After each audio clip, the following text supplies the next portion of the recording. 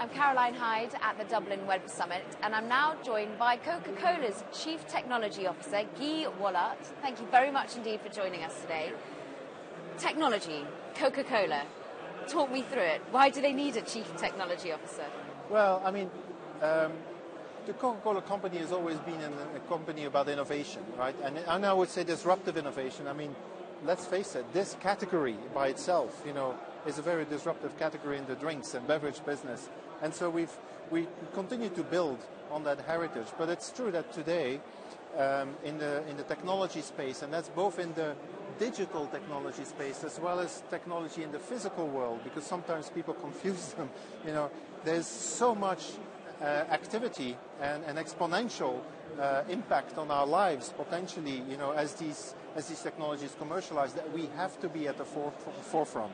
So talk to me about perhaps how you're using technology at the moment to enhance your brand, to get towards the consumer, to hold on to them. How are you targeting that area of technology? Yeah. And so I'll give you a couple of examples out of the consumer engagement space. So, consumers today are very concerned, and rightfully so, about their health, their well-being, about calories also. So the whole technology space of wearable devices, for instance, that gives you direct feedback, on what is your level of activity or inactivity, how many calories you burn, but also how many calories you eat and consume through your food and beverage.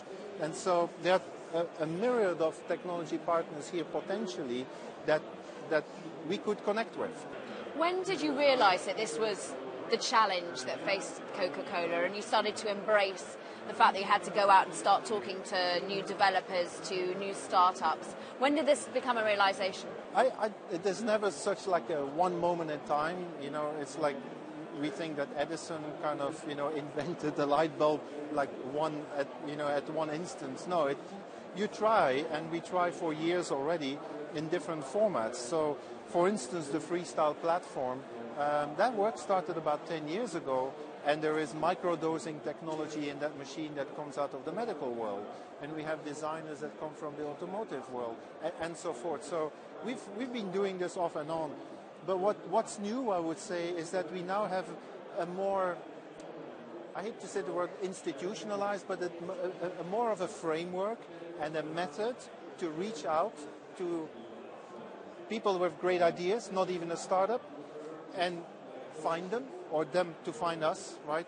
Or early startups that we partner with, that we give access to our resources and our scale, or partner with companies that already have a proven business, but just don't have the global footprint or scale, and that we can offer with our reach, operating in 207 countries in the world. So that kind of that continuum from early idea to ready to full scale, and all those stages in between, we have created platforms where we can partner with external partners.